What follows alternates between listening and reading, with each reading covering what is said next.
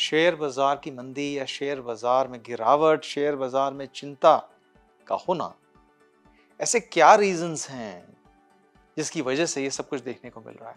काफी लोग इस चीज को मान रहे हैं कि स्लो डाउन की वजह से अब रिसेशन आने वाला है। रिसेशन क्यों? बिकॉज जियोपॉलिटिकल अनसर्टेनिटीज ले लीजिए आप, वो काफी फ्लेयर अप हो रही है। चाइना में ओमिक्रॉन के केसेस एक नई हद, एक नई सीमा को छू रहे हैं। क्रूड ऑयल के प्राइसेस, उनमें कभी कमी नजर आती है, कभी वो ऊपर, बट $100 के ऊपर ही हैं। सप्लाई चेन्स आपकी क्लॉग हो चुकी हैं। ये तब जब डिमांड काफी बढ़ी हुई है। यूएस मार्केट्स में स्टॉक्स दिन प्रतिदिन गिरते चले जा रहे हैं। इन्वेस्टर्स अपने पैसे निकाल रहे हैं मार्केट से। स्टार्टअप्स आप देख रहे हैं जिस हिसाब से लॉन्च हो रही हैं, बार बार करेक्शंस देखने को मिल रही हैं। और इंटरेस्ट रेट्स अब अक्रॉस द ग्लोब बढ़ने स्टार्ट हो गए हैं। तो आप और मैं इस बात को माने एटलीस्ट कि मार्केट में हो क्या सही रहा है। अगर सब कुछ गलत हो रहा है तो क्या मार्केट्स और गिर सकती हैं?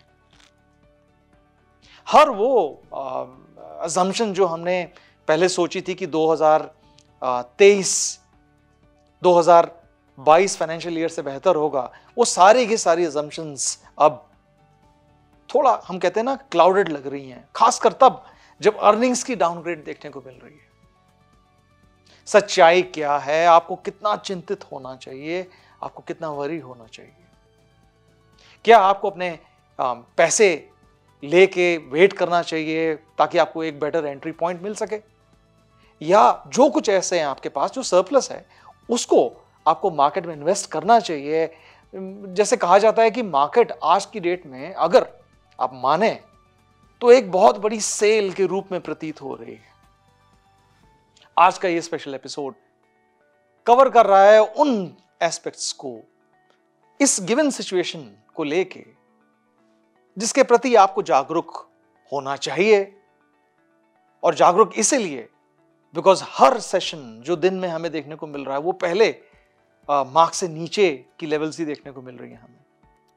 आज के एपिसोड में हमने ये कोशिश की है कि इस पूरी सिचुएशन को डाइसेक्ट करके आप तक वो पॉइंट्स, वो सीख ला पाएं जो रियली मैटर करती है।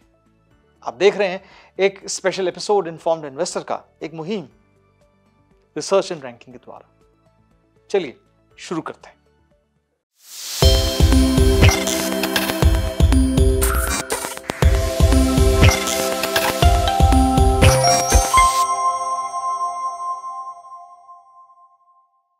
सबसे पहले, मार्केट्स इतना ज्यादा घबरा क्यों रही हैं? याद कीजिए कि हम पहले से कहते आए हैं कि जो सेंट्रल गवर्नमेंट्स मार्केट्स में पैसा बार बार डाल रहे थे, कभी ना कभी उनको रोकना पड़ेगा, जिसको हम क्वांटिटेटिव टाइटनिंग कहते हैं। और जब कभी ये नौबत आएगी, स्पेशली इन्फ्लेशन को लेके, तब ये सरप्राइज नहीं होना चाहिए। और ये सरप्राइज आज की डेट में है भी नहीं, बिकॉज अगर आप यूएस की इन्फ्लेशन का डेटा देखें, ये यूएस का इन्फ्लेशन डेटा आज 8.3% पे आ गया है। और ये काफी दशकों के बाद देखने को मिला है। 12 मई को इंडिया का इन्फ्लेशन डेटा आया और ये डेटा जितना एक्सपेक्ट किया गया था, जो एटलीस्ट मार्केट के गुरुज हैं, ये डेटा उससे ज्यादा बदतर आया।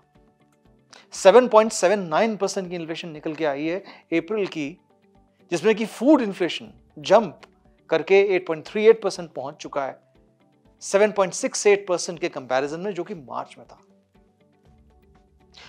ऐसा हम नहीं कह सकते कि हमें नहीं मालूम था कि क्या आने वाला है और बुरी खबर क्या आने वाली है। हाँ, ये जरूर कह सकते हैं कि बुरी खबर की जो तीव्रता है, जो ओवरऑल सिवियरिटी है, उसको हम नहीं भांप पाए थे। फॉर एग्जाम्पल, इन्फ्लेशन डेटा को हम नहीं भांप पाए थे कि इतना ज्यादा निकल के आएगा। बट अदरवाइज हमसे कुछ छुपा नहीं है, नथिंग वाज हिडन, राइट? कोई सरप्राइज ऐसा नहीं था जो हम जान नहीं सकते थे इस मार्केट के बारे में। हाँ, अगर यह सत्य है तो यह समझना बहुत मुश्किल है कि मार्केट्स आज की डेट में ऐसा बिहेव क्यों कर रही हैं जैसे कि कल है ही नहीं। जैसे कुछ पॉजिटिव न्यूज मार्केट्स में कोई बची ही नहीं। बट ऐसा क्यों हो रहा है? हम ये जो टर्म है हम इस्तेमाल कर रहे हैं कि मार्केट्स बहुत चिंतित हैं और हम सब काफी घबराए हुए हैं, वो इसीलिए बिकॉज आपके समक्ष एक चार्ट, एक ग्राफ प्रस्तुत करना चाह रहा हूं मैं। आप इस ग्राफ को देखिए, दिख रहा होगा आपको ग्राफ। ये इस ग्राफ में अगर आप देखें तो 55% निफ्टी 500 की कंपनियां 26 से 50% तक का डिक्लाइन देख रही हैं अपने 52 वीक हाई की फिगर से। अगर एनएससी सेट ऑफ स्टॉक्स देखा जाए तो 14% अभी तक गिर चुके हैं। एंड 259 ये जो एनएससी के स्टॉक्स हैं ये 51 से 90% तक की गिरावट देख चुके हैं अपने 52 वीक हाई की लेवल से। अब ये दूसरा चार्ट देखिए, आपके समक्ष दिख रहा होगा आपके स्क्रीन के ऊपर। ये चार्ट दिखाने की आपको कोशिश कर रहा है कि ये जो करेक्शन है ये छोटे मोटे नामों तक लिमिटेड नहीं है। हम जैसे कहते हैं मार्की नेम्स, जैसे जाने माने पहचाने नाम, जैसे एचडीएफसी लिमिटेड हो गया, जैसे टाटा एलेक्सी हो गया, ये तक 27% की गिरावट देख चुके हैं अपने 52 वीक हाईज की लेवल से। नजारा टेक्नोलॉजी जैसा बिजनेस ये 68% तक गिरावट दिखा रहा है अगर हम सेम 52 वीक हाई करेक्शंस का पैरामीटर देखें। Nifty mid cap, Nifty small caps, इन सब में वो तीव्रता देखने को मिली है जिसको कि हम कह रहे हैं कि ब्रूटल है। अगर ये चार्ट देखें आपके समक्ष जो प्रेजेंट किया जा रहा है, इसमें क्लियरली आप देख सकते हैं कि निफ्टी 14% से गिरा, बट इससे ज्यादा गिरावट आपको देखने को मिल रही है निफ्टी स्मॉल कैप इंडेक्स के ऊपर अगर आप देखें। ये सारा इतना ज्यादा अचंभित करने वाला डेटा क्यों लग रहा है हमें, और इतना ज्यादा जैसे हम कहते हैं कि ब्रेड्थ देखने को मिल रही है? क्या मार्केट्स नी जर्क रिएक्शन कर रही हैं? क्या मार्केट्स अनचाहा रिएक्शन दे रही हैं? वैसे इसके मद्देनजर कुछ लॉजिक, कुछ रैशनल है? तो चलिए, सबसे पहली चीज आप याद रखिए कि मार्केट्स आप और मेरे से ज्यादा वाइज है। हां, एक चीज और याद रखिए कि ये बेयर मार्केट नहीं है, ये अभी भी बुल मार्केट है। और ये बुल मार्केट है जिसमें करेक्शंस दर बदर आपको देखने को मिलती हैं। ये पहली टाइम नहीं है, लास्ट। अब दो चीजें हैं जो व्हाट्सएप एकेडमी बार बार लोगों को घुमा के परेशान कर रही है, वो है रिसेशन और डिप्रेशन। रिसेशन क्या है? रिसेशन ये है कि 2 कंसेक्यूटिव क्वार्टर्स ऐसे निकल जाएं जहां पे इकोनॉमिक डिक्लाइन देखने को मिले, खासकर जीडीपी के नंबर्स को, और अगर ये नंबर्स अनएम्प्लॉयमेंट के डेटा के साथ में कपल किए जाएं तो 2 क्वार्टर्स का कंसेक्यूटिव इकोनॉमिक डिक्लाइन रिसेशन कहलाता है। चलिए, फिर डिप्रेशन क्या है? डिप्रेशन एक बड़ा सिवियर, एक बड़ा खींचा हुआ डाउनटर्न है इकोनॉमिक एक्टिविटी का। डिप्रेशन एक एक्सट्रीम रिसेशन को कहा जाता है जो कि 3 या अधिक सालों तक देखने को मिलता है, जिसमें कि जीडीपी एटलीस्ट 10% तक गिरी हुई देखने को मिलती है एक साल में। तो ये तो मान लीजिए कि ये डिप्रेशन नहीं है।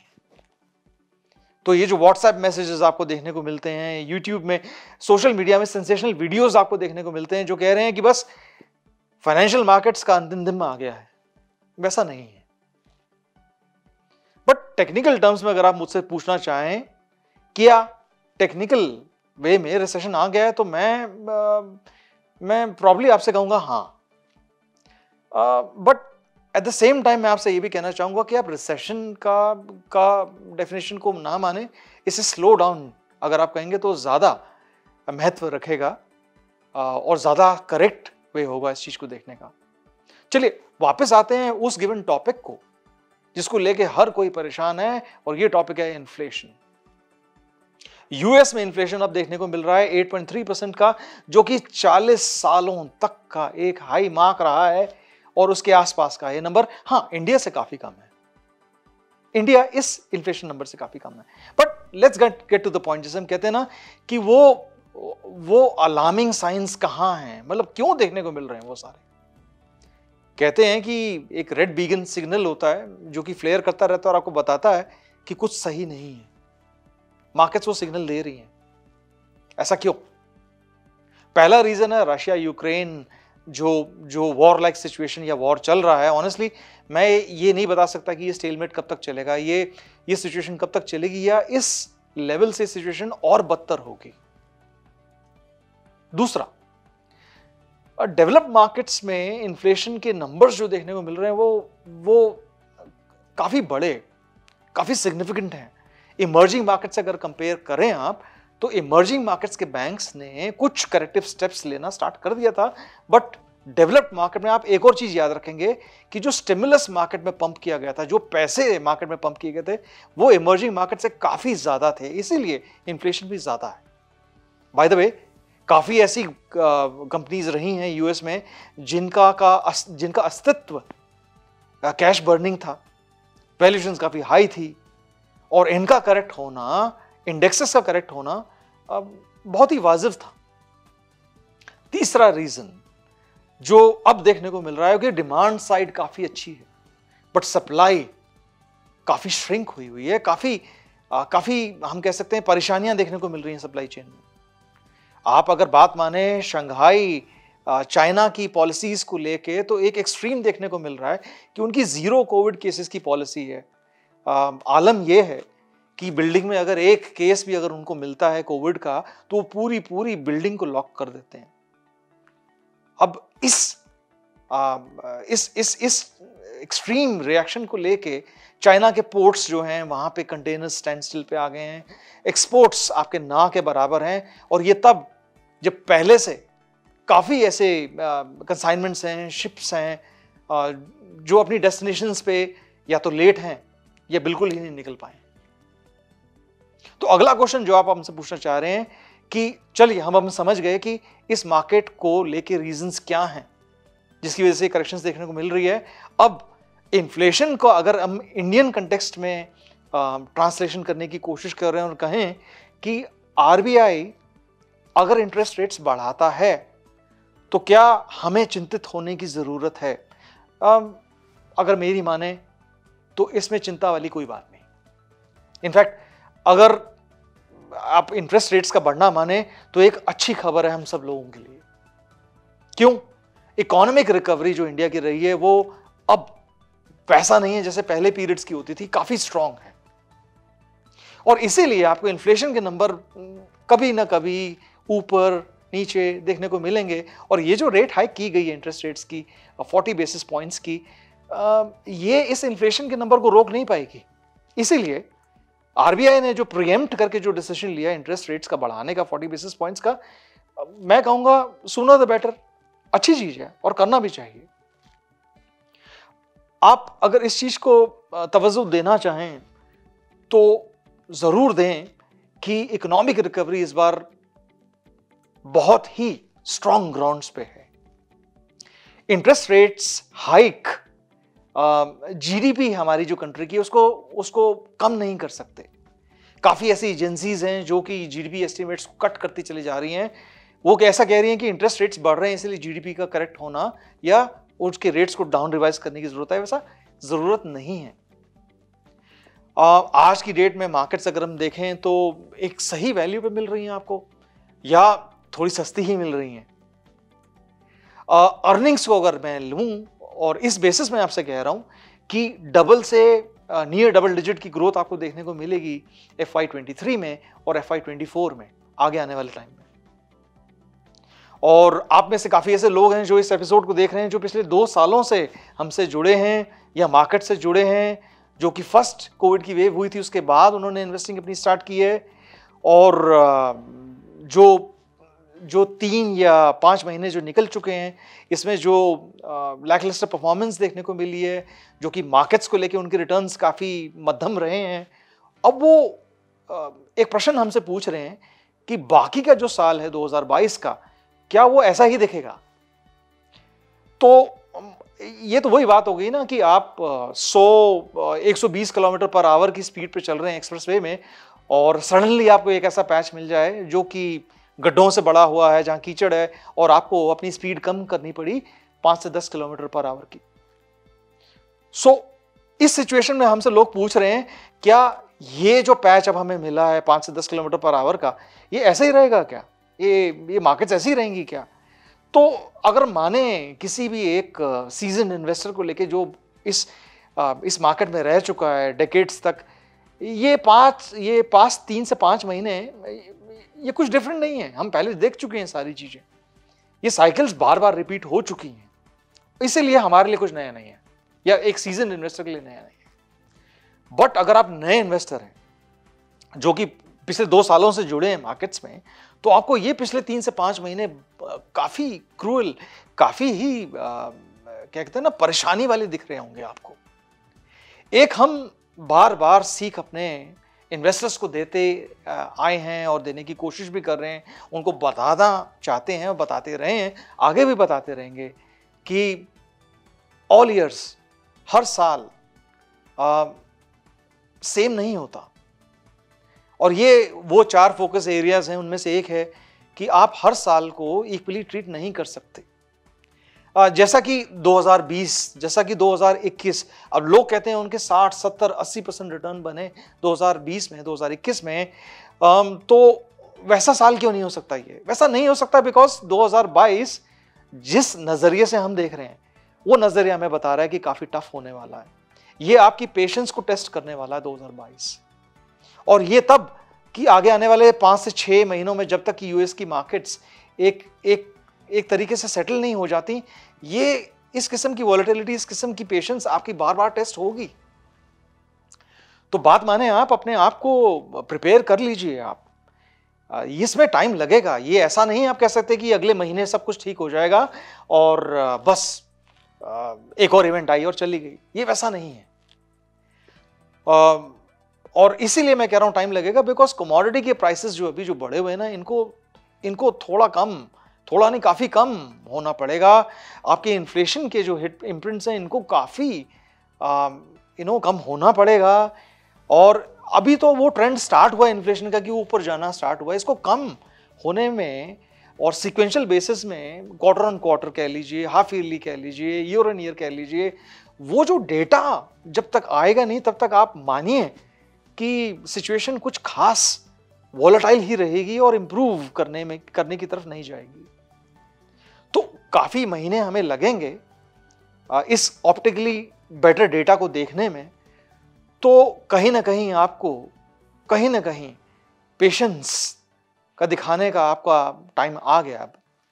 हाँ, एक बात जरूर माने कि ये जो इन्फ्लेशन का पीरियड चल रहा है, जहां पे 6 से 7% की इन्फ्लेशन है, जहां पे इंटरेस्ट रेट्स काफी बढ़ते चले जा रहे हैं, वो कंपनीज जो कि कैश फ्लोज जनरेट नहीं कर पा रही हैं, वो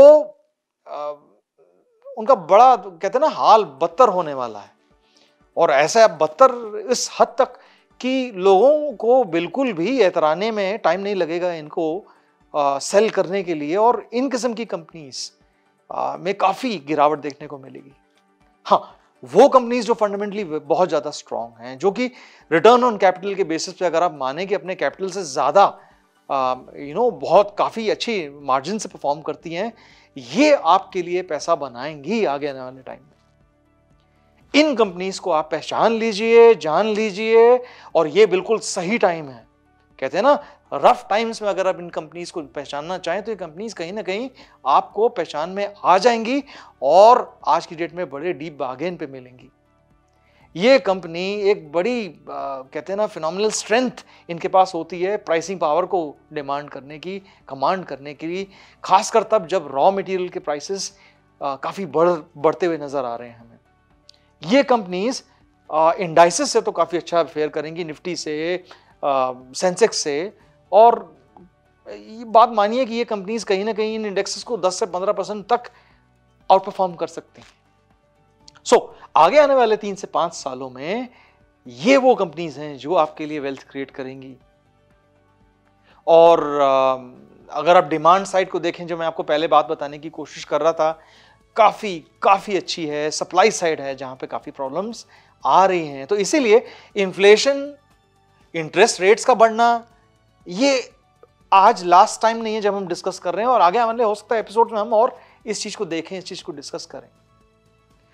और काफी लोग हमें आगे से कॉल करके हमसे पूछ रहे हैं कि ये जो बुल मार्केट जो हमने 18 से 20 मंथ तक देखी है, क्या ये और आगे नहीं बढ़ेगी? क्या अब हम बेयर फेज में चले जा रहे हैं? अब मतलब अब वो बुल मार्केट खत्म हो चुकी है?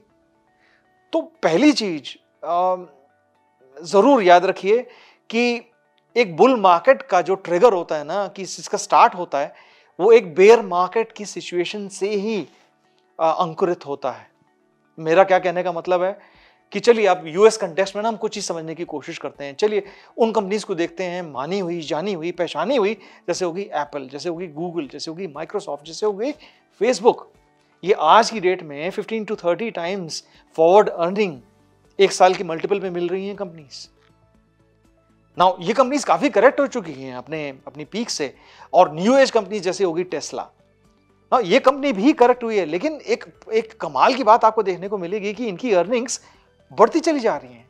सो ऐसा नहीं है कि इन मार्केट सिचुएशंस में आपको वो कंपनीज नहीं मिलेंगी जिनके ऊपर इन्वेस्ट नहीं कर सकते। आपको मिलेंगी, अगर आप खोजना चाहें तो आपको मिलेंगी। नाउ ये कंपनीज अच्छी वैल्यूएशंस पे आपको मिलेंगी, एंड आगे भी अर्निंग्स के बेसिस पे ये कंपनीज बुल मार्केट फेजेस में देखने को मिलेंगी। खासकर वो जो मैंने आपको 2-3 पॉइंट्स बताए, अगर वो मेलो डाउन हो गए, अगर वो थोड़े से कंट्रोल में आ गए, तो ये वो कंपनीज हैं जो आगे आने वाले 2, 3, 5 सालों में आपके लिए वेल्थ क्रिएट करके जाएंगी। अब बात मानिए, ये वो पीरियड है, ये वो समय है जहां पे बुल मार्केट की फाउंडेशन जो हम कहते हैं वो बन रही है। बहुत सारे इन्वेस्टर्स काफी परेशान हैं इस मार्केट्स को लेके, बट जो इन्वेस्टर्स इन मार्केट को बहुत क्लोजली मॉनिटर कर रहे हैं, वो इन बीजों को, इस सिचुएशन को बहुत अच्छी तरह से समझ पा रहे हैं, और वो इन फंडामेंटली स्ट्रॉन्ग कंपनीज को आइडेंटिफाई कर रहे हैं जो कि आगे भी कंसिस्टेंटली अपने नंबर्स डिलीवर करती चली जाएंगी। और ये वो स्टॉक्स हैं जो आपके पोर्टफोलियो में होने चाहिए। ये वो बिजनेसेस हैं जो कि आगे आने वाले 3-5 सालों तक के लिए आपके लिए पैसे बना के जाएंगे, आपके लिए वेल्थ क्रिएट करेंगे। हाँ, दूसरी तरफ वो भी कंपनीज हैं जो कि अर्निंग्स के बेसिस पे नहीं आगे बढ़ी हैं, इनके ग्रोथ प्रोस्पेक्ट्स अच्छे नहीं नजर आ रहे हैं, खासकर इनकी cash flows year on year generate करने की कैपेसिटी जो है वो अगर ठीक नहीं है, ये कंपनीज आपके लिए बुल फेजेस में भी बेयर का काम करेंगी। तो बेयर फेजेस में तो सर्टनली आपके लिए नुकसानदायक होंगी। ये वो मार्केट नहीं है जहां पे आप आंख बंद करके किसी भी स्टॉक के ऊपर इन्वेस्ट कर सकते हैं। आपको स्मार्ट बनना पड़ेगा, आपको अल्ट्रा स्मार्ट बनना पड़ेगा, आपको वो नेम्स पिक करने पड़ेंगे जो कि आगे आने वाले 3 से 5 सालों में रेलेवेंट होंगे।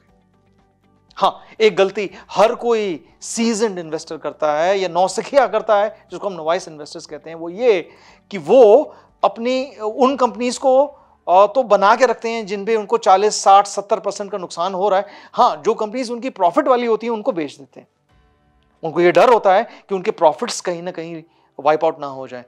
जो कंपनीज उनको नुकसानदायक हैं, जिनकी वजह से उनके पोर्टफोलियोज के ऊपर डीप करेक्शंस देखने को मिल रही हैं, उनको बना के रखते हैं इस उम्मीद से कि उनकी बाइंग प्राइस रिकवर हो पाए। ये एक मिस्टेक है जो हर कोई करता है, आप भी करते हैं। तो ये वो टाइम है जहां फंडामेंटली टेस्टेड बिजनेसेस को अपनाएं जो कि इस पर्टिकुलर फेज से निकल पाएं। जैसे कि हम कहते हैं ना कि शरीर के ऊपर एक मामूली सी खरोच आई, ये वो स्टॉक्स हैं, और वो भी ऐसे स्टॉक्स हैं, मिड कैप्स हो गए, स्मॉल कैप्स हो गए, जिनकी फंडामेंटल स्ट्रेंथ नहीं देखने को मिलती। हम कहते हैं कि ये वाले स्टॉक्स तो अल्टीमेटली आपको आईसीयू में ही नजर आएंगे। सो ये मार्केट वो मार्केट नहीं है 2020 की, 2021 की, जहां पे आप जो स्टॉक को चाहें खरीदें वो स्टॉक परफॉर्म कर जाए। ऐसा नहीं है, ये मार्केट्स नहीं है। और ये मार्केट्स अगर आप बात माने तो दो तरफा है, दो गुट हैं जो इस मार्केट को देख रहे हैं। वो एक ऐसा जो कि आगे आने वाले 3 से 5 सालों में अपने लिए काफी वेल्थ बनाएंगे, और ऐसा दूसरा गुट होगा जो मानेगा कि वो टाइम निकल गया, और आज वाले दिन को रिफ्लेक्ट करेंगे और कहेंगे काश उन्होंने सही टाइम पे सही बिजनेसेस में इन्वेस्ट किया होता। बट मैं ये भी नहीं आपसे कहना चाह रहा कि सब कुछ यहां से ठीक हो जाएगा। कुछ ऐसे इवेंट्स हैं जो कि मार्केट्स को आगे जाके कहीं ना कहीं प्रभावित करेंगी। और कोई भी इस चीज को लेके सर्टन नहीं हो सकता, कोई भी इस चीज को लेके श्योर नहीं हो सकता कि शॉर्ट टर्म में, मीडियम टर्म में मार्केट्स किस तरफ, क्या बढ़ाव हमें देखने को मिलेगा, किस तरफ झुकाव होगा, ये कोई भी नहीं बता सकता। हाँ, यहां से भी मार्केट्स 5% और करेक्ट हो सकती हैं, 10% करेक्ट हो सकती हैं, 14% तो अभी ऑलरेडी हो चुकी हैं। अगर आप निफ्टी देखें 18,600 की लेवल से 14% ऑलरेडी निफ्टी करेक्ट हो चुका है। तो कोई भी इन मार्केट्स को प्रेडिक्ट नहीं कर सकता कि ये कैसे, किस तरफ जाएंगी। हाँ, इवेंट्स कुछ ऐसी हैं जो आपको, मेरे को और सरप्राइज कर सकती हैं। जैसे एक ना, हम कहते हैं कि एक पैराडाइम है, बड़ी विडंबना वाली सिचुएशन आ गई है। वो ऐसी कि अगर आप आज की डेट में यूएस का इन्फ्लेशन का डेटा देखें, अगर आप एम्प्लॉयमेंट का डेटा देखें यूएस का, तो आप कहेंगे कि इंटरेस्ट रेट्स को और ऊपर जाना चाहिए और मार्केट्स इन चीज को अभी डिस्काउंट नहीं कर रही है। लेकिन अगर आप जीडीपी नंबर्स देखें यूएस के, खासकर जो कि फर्स्ट क्वार्टर के पब्लिश हुए हैं, उसमें -1.4% की डिक्लाइन देखने को मिली है। और अगर ये -1.4% तब जब एनालिस्ट एक्सपेक्ट कर रहे थे कि 1% का ग्रोथ देखने को मिलेगी, वो तब -1.4% की गिरावट देखने को मिली है। तो अगर आप ये -1.4% आगे आने वाले क्वार्टर्स में अगर आप एक्स्ट्रापोलेट करेंगे ना, तो कहीं ना कहीं आप मानना स्टार्ट कर देंगे कि फेड के रेट्स इंक्रीज नहीं होने चाहिए। और यहां पे हम डिस्कस कर रहे हैं कि फेड के रेट्स इंक्रीज होंगे। तो इवेंट्स जो हैं वो कहीं ना कहीं मार्केट्स को किस तरफ लेके जाने वाली हैं, वो टाइम ही बताएगा। क्रूड ऑयल की सिचुएशन देखिए आप। अब हर कोई कह रहा है कि रशिया यूक्रेन वॉर की वजह से क्रूड ऑयल के प्राइसेस ऊपर जा रहे हैं और जाते रहेंगे। $138 पर बैरल का था। आज की डेट में अगर ईरान ने अपना ऑयल मार्केट्स में भेजना स्टार्ट कर दिया, तो आप बात माने, ये क्रूड ऑयल के प्राइसेस आपको $70-80 पर बैरल के रेट्स पे भी देखने को मिल सकते हैं। तो ये वैसी सिचुएशंस हैं जिसके बारे में ना मैं, ना आप, ना कोई भी प्रेडिक्ट कर सकता कि क्या होने वाला है। तो इसीलिए हम आपसे कह रहे हैं कि कहीं ना कहीं आपको पेशेंट होना पड़ेगा, कहीं ना कहीं आपको वो इन्वेस्टर के जो ट्रेड्स हैं, पेशेंस के, डिसिप्लिन के दिखाने पड़ेंगे। और जल्दबाजी ना करें किसी चीज को बेचने की, आगे आने वाले टाइम में आप पछताएंगे। तो अब इंडिया की बात करते हैं कि आगे इंडिया के लिए, जो इंडिया की ग्रोथ स्टोरी के लिए, वो ऐसे कौन से वो रीजंस हैं जो कि इंडिया की ग्रोथ स्टोरी को प्रभावित करेंगे। हम एज प्राउड इंडियंस हम कह सकते हैं कि हमने क्रूड ऑयल के इस पर्टिकुलर स्टॉर्म को भी हमने बाखूबी पार कर लिया है। और वो तब जब इंडिया 80% अपनी ऑयल की नीड्स इंपोर्ट करता है और क्रूड के प्राइसेस बढ़ते चले जा रहे हैं और करंट अकाउंट डेफिसिट और ट्रेड डेफिसिट हमारा बढ़ता चला जा रहा है, रूपी हमारा डेप्रिशिएट कर रहा है, इन्फ्लेशन हमारा बढ़ रहा है। तब तो इसके बावजूद इंडिया मैं कहूंगा बहुत बहुत काबिले तारीफ परफॉर्मेंस रही है इस इकोनॉमी की। एज इंडियंस हमें कहीं ना कहीं इस चीज को मानना पड़ेगा कि बाकी कंट्रीज की कंपैरिजन में हमने बहुत अच्छा किया है। आप ये बात माने कि इंडिया के सॉफ्टवेयर जो हैं, वो जो कि हम एक्सपोर्ट करते हैं, आज की डेट में USD 250 बिलियन US के हो गए हैं। सऊदी अरेबिया तो इतना ऑयल भी नहीं एक्सपोर्ट करता एक साल में। By the way, Saudi Arabia की कंपनी है अरामको, वो कल न्यूज आई कि वो 2.46 ट्रिलियन US की हो गई है और वो नंबर 1 कंपनी हो गई वैल्यूएशंस में। एप्पल नंबर 2 हो गई है, अबाउट 2.38 या 2.36 ट्रिलियन US की वैल्यूएशंस पे। सो फॉरेक्स क्वेश्चन अगर आप देखें, जो कि फॉरेन करेंसी का है आज की डेट में, बशर्तन पिछले सालों से आप कंपेयर करें तो बहुत बहुत बहुत ही उम्दा है। और FIIs को हम देख रहे हैं कि वो रिलेंटलेस सेलिंग करते चले आ रहे हैं, but at the same time DIIs ने मार्केट को काफी अच्छा सपोर्ट किया है। 10,000 12,000 करोड़ की SIPs हर मंथ मार्केट में देखने को मिल रही हैं DIIs के द्वारा। और इंडिया की अगर आप बात करें तो 6 से 7% की ग्रोथ GDP पे, हाँ 50 बेसिस पॉइंट्स तो हो सकती है, बट ऐसी ग्रोथ भाई काफी हेल्दी नंबर है ये। और इस किस्म का नंबर अगर आप कंपेयर करें खासकर दुनिया से, जहां खासकर वर्ल्ड से, जहां पे स्लो डाउन की बातें चल रही हैं, ये बहुत ही अच्छा नंबर है 6 से 7% का। जो हम कहते हैं कि वो पर्टिकुलर ग्रोथ ड्राइवर्स क्या हैं, वो रीजन क्या है, एक आध दिन की बात नहीं कर रहा, आगे आने वाले सालों की बात कर रहा हूं कि वो ग्रोथ ड्राइवर्स क्या हैं, क्या वो इंटैक्ट हैं, क्या वो इंप्रेसिव लग रहे हैं। अगर आप बात माने तो आगे आने वाले ग्रोथ ड्राइवर्स में आपको एक एक करके बताता हूं, 3-4 हैं। अगर ये ग्रोथ ड्राइवर्स अपना रोल प्ले कर गए तो इंडिया इंक, जिससे हम कहते हैं कि इंडियन कंपनीज की जो अर्निंग्स है वो यहां से डबल डिजिट और उससे काफी अच्छी ग्रोथ, काफी अच्छी अर्निंग्स हमें देखने को मिल सकती हैं आगे आने वाले 5 से 7 सालों के लिए। पहला रीजन ये जो स्ट्रक्चरल ग्रोथ की हम बात कर रहे हैं ड्राइवर्स की, वो ये कि एक पुश रहा है डिजिटाइजेशन की तरफ, खासकर पोस्ट कोविड के एरा में। इंडिया डिजिटाइजेशन को लेके एक लीडर की हैसियत से पूरे वर्ल्ड को दिखा रहा है कि सॉफ्टवेयर एक्सपोर्ट में उसका लोहा माना जाता है। उसके सॉल्यूशंस कह लीजिए, सर्विसिंग कह लीजिए, कोडिंग कह लीजिए, ये बहुत बड़ा ड्राइवर रहा है इंडिया के लिए और आगे आने वाले टाइम्स में भी काफी मायने रखेगा। दूसरा, चाइना प्लस वन पॉलिसी। अब हम सब लोग इस बारे में बातें कर रहे हैं, ये एक टर्म आया है जिसको आए हुए ज्यादा टाइम नहीं लगा, बट हाँ, क्यों ये टर्म आया, बिकॉज हर कोई ग्लोबल कंपनी ये चाह रही है कि ऐसी कंट्री में अपनी मैन्युफैक्चरिंग सेटअप करे जहां पे गवर्नमेंट स्टेबल हो, जहां पे एम्बिग्युइटी कम हो, जहां पे इंटरफेरेंस कम हो। तो कंट्रीज जैसे होगी बांग्लादेश, कंट्रीज जैसे होगी वियतनाम, कंट्रीज जैसे होगी इंडिया, जहां पे आपको स्किल सेट लोगों का जो कि डिफरेंट इंडस्ट्रीज के लिए टैलेंटेड हैं, जो स्किल सेट्स हैं, वो बखूबी देखने को मिलता है आपको। और इस सब का अगर आप मुझसे कहें कि प्रमाण कहाँ है, प्रमाण तो मैं आपको अगर बताना चाहूं तो एक्सपोर्ट्स देख लीजिए। वो कब टाइम था जब 20 से 25% एक्सपोर्ट आपको देखने को मिलते थे ग्रोथ के, वो कब टाइम था, अब देखिए। और इस सिलसिले में मैं आपसे कहूंगा, मेरे कलीग हैं राज मेहता, उन्होंने बहुत बहुत प्यारा एपिसोड उन्होंने शूट किया था एक्सपोर्ट्स को लेके, जहां पे उन्होंने समझाने की कोशिश की थी कि वो ड्राइवर्स क्या हैं एक्सपोर्ट्स को लेके, जहां पे एक पैराडाइम शिफ्ट देखने को मिल रही है हमें।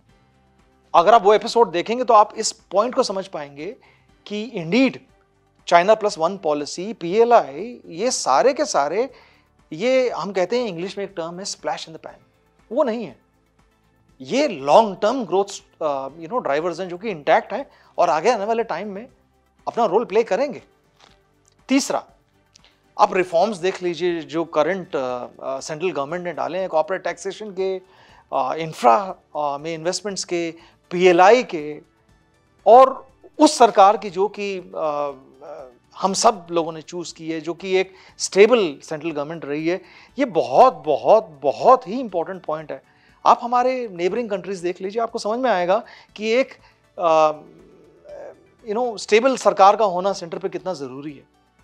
और जो फाइनल स्ट्रक्चरल ड्राइवर है वो है पर कैपिटा इनकम का बढ़ना, खासकर उस मिडिल क्लास का जो कि जिसकी एस्पिरेशंस कह लीजिए, जिसकी की सारी ड्रीम्स कह लीजिए, वो बढ़ते चले जा रहे हैं। इंडिया में कंजम्पशन जो है वो आगे आने वाले सालों में लीप्स एंड बाउंड्स ग्रो करने वाला है, 2 से 5 गुना, खासकर तब जब $2000 पर कैपिटा का मार्क जो है हम अचीव कर चुके हैं।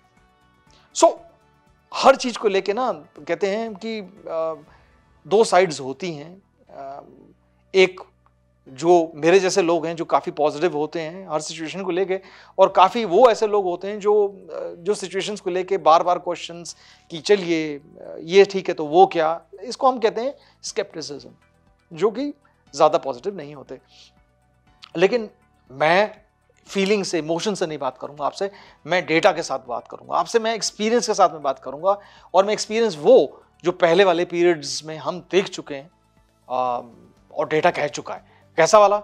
अगर आप FI 2004-2007 की बात करें, ऐसी बात नहीं है कि इंटरेस्ट रेट्स आज बढ़ रहे हैं। इस पीरियड में इंटरेस्ट रेट्स बढ़ाए गए थे फेड के द्वारा, RBI के द्वारा 200-250 बेसिस पॉइंट्स तक के बढ़ाए गए थे इंटरेस्ट रेट्स। क्या इंटरेस्ट रेट्स के बढ़ने की वजह से मार्केट्स की रिकवरी थमी?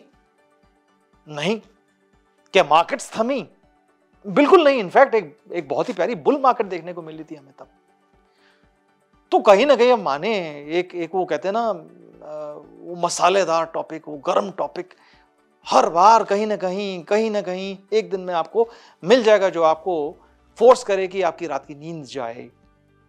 और इसीलिए आप कभी ना कभी पैनिक में आके वो डिसीजंस लेंगे जो कि हम कहते हैं एश्योर्ड हो, लो हो, आप कह देंगे चलिए ठीक है नींद तो आए, बट ऐसा नहीं है।